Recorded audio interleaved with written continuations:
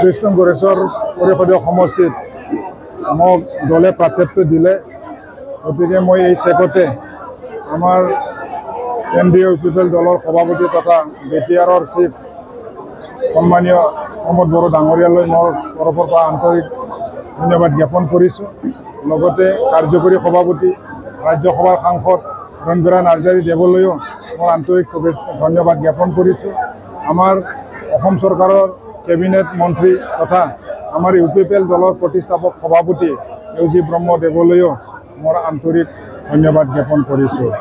লগতে সমূহ ইউপিপিএল দলৰ পৰিয়ালবৰ্গলৈ কৰ্মকৰ্তালৈ কাৰ্যকৰ্তালৈ মোৰ আন্তৰিক ধন্যবাদ জ্ঞাপন কৰিছোঁ। লগতে আমাৰ গড়েশ্বৰ ব্লক কমিটিৰ সভাপতি উপসভাপতি তথা সাধাৰণ সম্পাদক বা অন্যান্য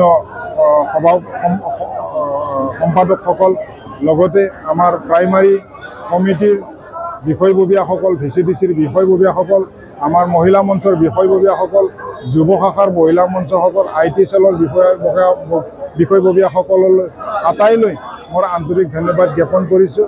তেখেতসকলৰ প্ৰচেষ্টাত আজি মই এই 30 নং গড়েশ্বৰ পৰিষদীয় সমষ্টিত প্ৰাৰ্থিত্ব পাবলৈ সক্ষম হৈছোঁ। গতিকে মই আটাইলৈ মোৰ পুনৰ আন্তৰিক ধন্যবাদ জ্ঞাপন কৰিছোঁ। ইউপিপিএল দলে এতিয়া সম্পূৰ্ণ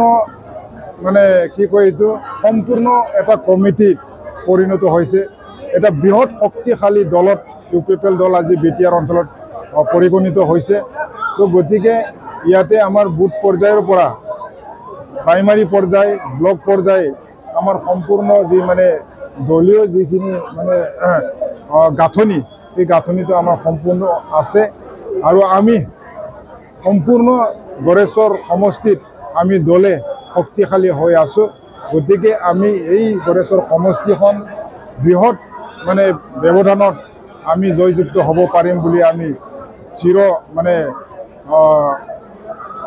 আশাবাদী। গতিকে দেখা যাব আগন্তুক সময়ত ইউপিপিএল দলে ইয়াতে বৃহৎ সংখ্যা লৈ পেলাই আমি জিতি যাবলৈ সক্ষম হ'ম।